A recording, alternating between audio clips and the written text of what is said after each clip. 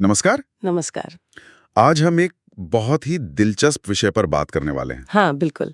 श्रीमद् भगवद गीता सार, अध्याय 8। अक्षर ब्रह्म योग, बहुत गहरा अध्याय है ये। हाँ, और कमाल की बात देखिए, विज्ञान तो रोज बदलता रहता है, पर गीता का ज्ञान हजारों साल बाद भी वही। अटल।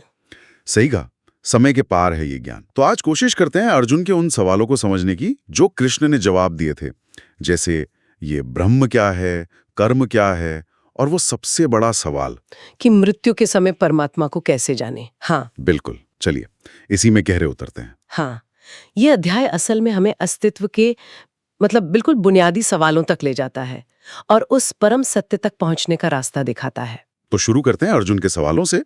उन्होंने पूछा था, हे पुरुषोत्तम, ये ब्रह्म क्या है, अध्यात्म, कर्म हाँ, और अधिभूत अधिदेव क्या है, ये भी पूछा था। और अधियज्ञ कौन है जो शरीर में है और कैसे हैं, और अंत समय में जिनका मन काबू में है वो आपको कैसे जान पाते हैं। ये सारे सवाल थे। हाँ, और कृष्ण बहुत साफ साफ बताते हैं। देखिए, ब्रह्म वो परम अक्षर तत्व है। अक्षर यानी जिसका क्षर ना हो, नाश ना हो। बिल्कुल अविनाशी।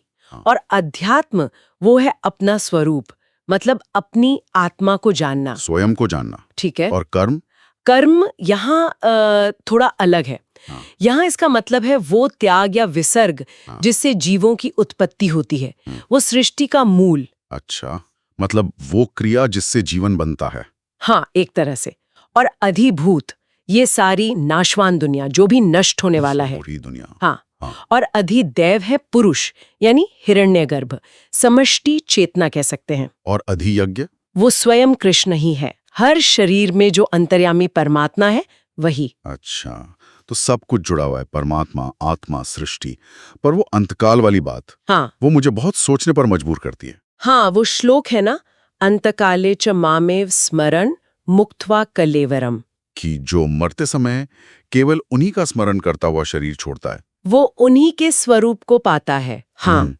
और आगे ये भी कहते हैं कि अंत समय में व्यक्ति जिस भी भाव को याद करता है, यम यम वापि स्मरण भावम। हाँ, त्यजत्यन्ते कलेवरम, तो जीवन भर जिस भाव में रहा है उसी को वो पाता है। जैसे एक, क्या कहते हैं, इमोशनल सेविंग्स अकाउंट।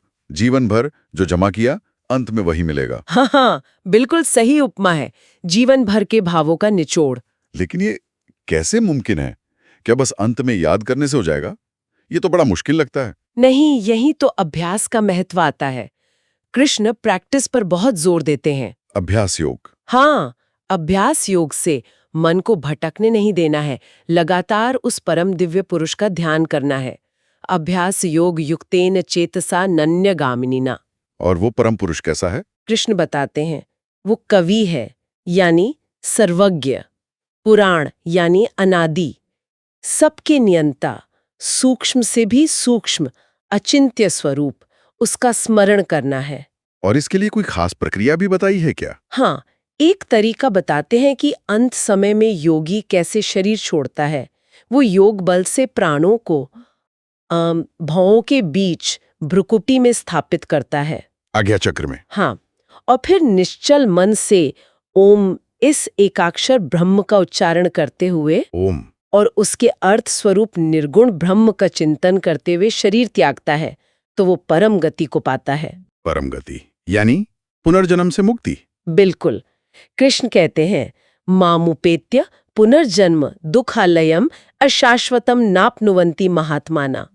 जो महात्मा मुझे पा लेते हैं वो इस दुख भरे नाशवान संसार में फिर जन्म नहीं लेते। उन्हें परम सिद्धि मिल जाती है। हाँ, यहाँ तक कि ब्रह्मलोक तक जाने वाले भी लौट आते हैं, पर कृष्ण को पाने पर कोई वापसी नहीं।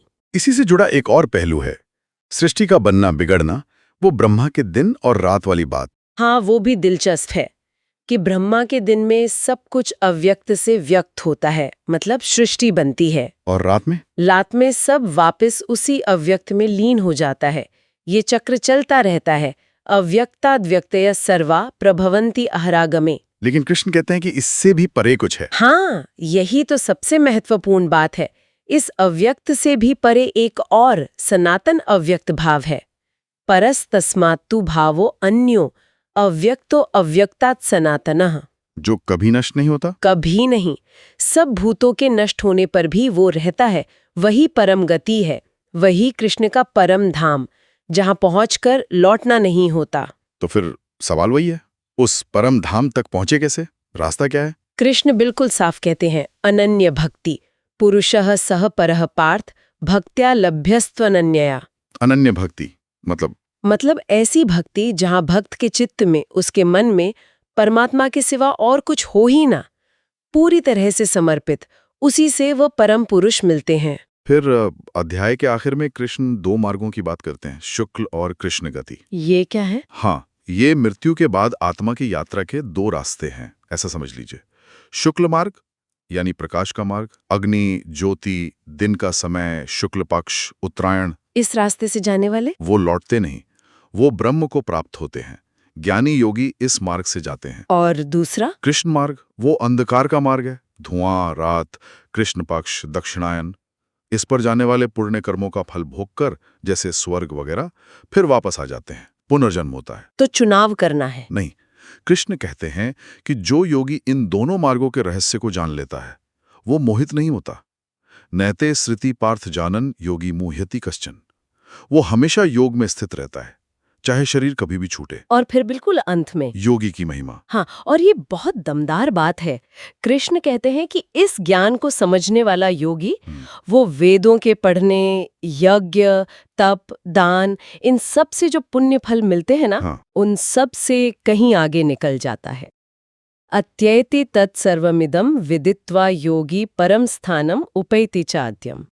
वो उस सनातन परम पद को पा लेता है। वाह, मतलब ज्ञान और योग का मार्ग कर्म कांड से भी ऊपर है। हाँ, यही निष्कर्ष है। तो अगर संक्षेप में कहें, इस 8वें अध्याय का सार यही हुआ कि परम सत्य यानी ब्रह्म को जानना, निरंतर अभ्यास और अनन्य भक्ति से ईश्वर का स्मरण करना, खासकर जीवन के अंत में। हाँ, खासकर अंत में, यही जन्म मृत्यु के चक्कर से बाहर निकलने का रास्ता है। बिल्कुल। और यह एक बात सोचने वाली है, जब ये पता चलता है कि सब नाशवान है सिवाय उसे एक सनातन तत्व के, और हमारे आखिरी विचार हमारी अगली गति तय करते हैं, तो इस ज्ञान को जानने के बाद हमारे रोजमर्रा के जीवन, हमारे कर्म, हमारी प्रायोरिटीज, उन पर क्या असर पड़ना चाहिए? ये हजारों साल पुराना ज्ञान आज की जिंदगी को कैसे दिशा दे सकता है? ये सोचने लायक बात।